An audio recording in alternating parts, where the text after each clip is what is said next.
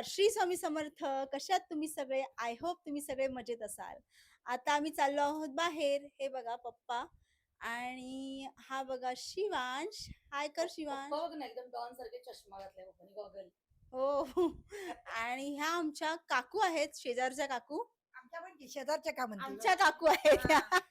आमच्या बरोबर बाजूला म्हणजे माझ्या माहेरचं घर आहे ना, बरोबर बाजूला. माहेरच्या म्हण ना तुझ्या. येस, माहेरच्या बाजूला राहतात. बोला. रिक्षा करून दिला हो मी त्यांना रिक्षा ठरवून दिली.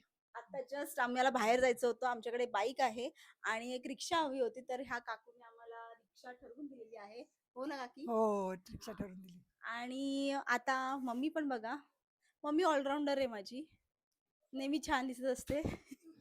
तर चला आपण जाऊया. Like, share, and Krishna.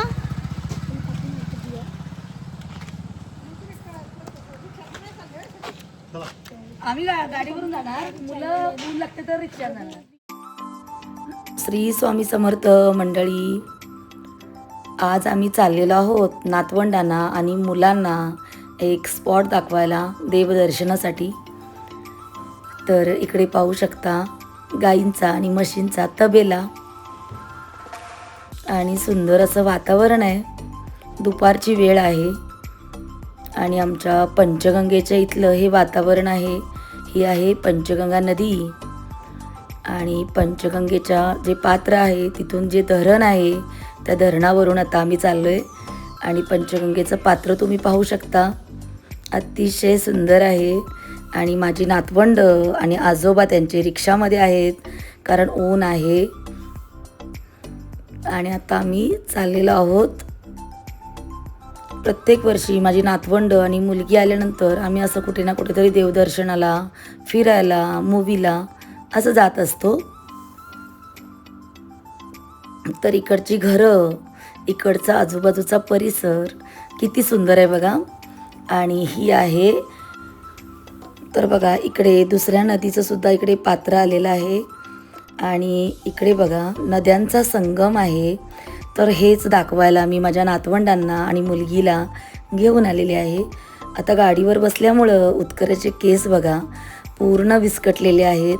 आणि हा आमचा नातू, हा सुद्धा ब्लॉगिंग करतो आणि उद्याचा न्यू ब्रँड ब्लॉगर आहे हा. आणि माझा नातू आहे शिवांश. आणि बघा ही माझी नात आहे कृष्णल. तर इकडे आता आम्ही आलेलो आहोत प्रयाग चिखलीला. आणि हे जे स्थळ आहे हे प्रयाग चिखली आहे. या क्षेत्राला दक्षिण काशी म्हटलं जातं. तर हे जे नदींचा संगम आहे या ठिकाणी मी माझ्या मिस्टरांचे पाय धुत आहे. ॲक्च्युली आंघोळ घालतात, आईवडिलांना आंघोळ घालतात, नवऱ्याला आंघोळ घालतात. तर आता आम्ही आलो आहे, तर मग मी माझ्या मिस्टरांना पाय धुवून त्यांना नमस्कार केला. आणि सगळी मुलांनासुद्धा आम्ही थोडं थोडं पाणी त्यांच्या डोक्यावरती मारलं.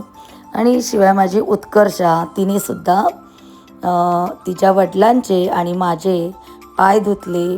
कारण असं इकडे मानलं जातं, जे त्र्यंबकेश्वरला ज्या पूजा केल्या जातात किंवा नारायण नागबली वगैरे जे असतं, पितृदोष असतो, आईवडिलांना इकडे आंघोळ घातल्यानंतर काय होतं, पितृदोष निघून जातो, म्हणजे असं म्हटलं जातं. तर आम्हीसुद्धा, आता माझी आई तर आता नाही आहे, वडील पण नाही आहेत, तर मी माझ्या मिस्टरांचे, नवरासुद्धा नारायणासारखा असतो. आणि मी माझ्या नवऱ्याचे पाय धुतलेत, नमस्कार केला. आणि माझ्या मुलगीने सुद्धा बघा आमच्या दोघांचे पाय धुतले, नमस्कार केला. आणि मी सुद्धा तिच्या डोक्यावरती थोडं पाणी शिंपडलं. शिवाय माझी नातवंड तीसुद्धा अगदी क्यूट आहेत, त्यांनीसुद्धा आपल्या आईला तिच्या पायावरती पाणी घालून बराच चान्स मारून घेतला आहे इकडे शिवांशने आणि कृष्णलने. तर बघा ना, तिला चांगलं भिजवत आहेत ते. तर अशा पद्धतीने आम्ही खूप मज्जा केली.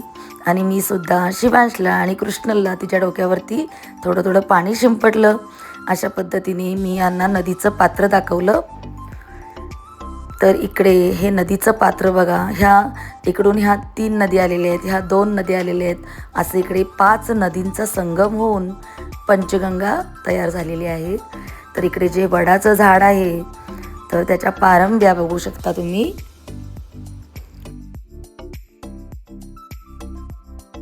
इथं आता हे दत्त महाराजांचं मेन आहे.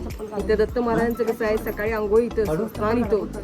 अच्छा. तेव्हा ते कोल्हापुरात जातात. हा, हा. महालक्ष्मी इकडून कासारी, ही गुप्त सरस्वती, अच्छा. दक्षिण काशी तयार झाली म्हणजे संगम. हा हा.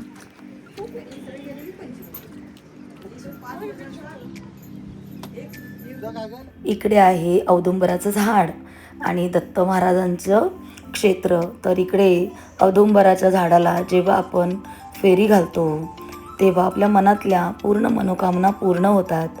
तर उत्कर्षा, शिवांश आणि कृष्णल तर यांनी सुद्धा औदुंबराच्या झाडाला फेरी घालून आपली मनोकामना मागितली.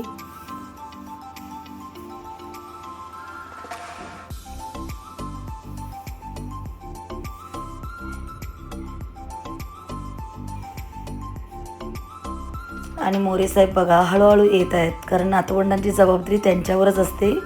तर आम्ही इकडे आता ओटी घेतली आणि आता मंदिरात गेलेलो आहोत.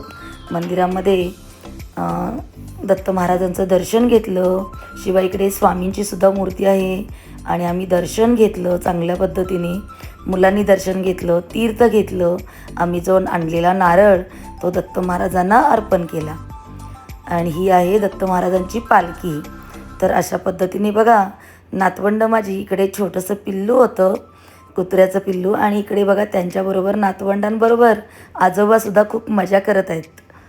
आणि अशा पद्धतीने मजा करून आता आम्ही बाहेर येणार.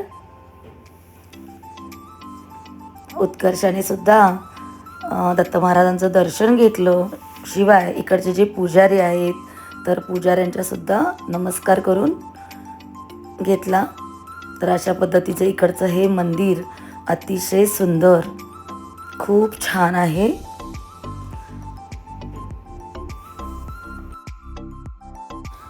इकडे मी सुद्धा औदुंबराच्या झाडाला प्रदक्षिणा घातली आणि अशा पद्धतीने आमचं देवदर्शन संपलं.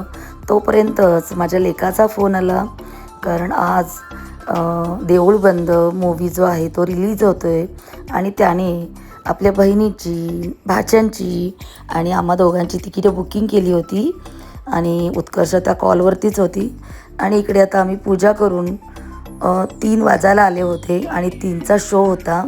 तर पहिल्याच दिवशी पहिला शो आम्ही बघितलेला आहे. तर आत्ता मी चाललो आहे शो बघायला. तर अशा पद्धतीने मंडळी आजचा जो छोटासा व्हिडिओ तुम्हाला कसा वाटला नक्की सांगा. आणि आपल्या चॅनेलवरती जर नवीन असाल तर पटकन आपल्या चॅनेलला सबस्क्राईब करा, बेल आयकॉन क्लिक करा. चला तर मंडळी काळजी घ्या. श्री स्वामी समर्थ. आणि हां, देऊळ बंद मूव्ही जो आहे तो पाहायला अजिबात विसरू नका. अतिशय सुंदर मूव्ही आहे. आत्तापर्यंतचे जेवढे मी मूव्ही बघितले त्याच्यामध्ये हा मूव्ही मला खूप आवडला.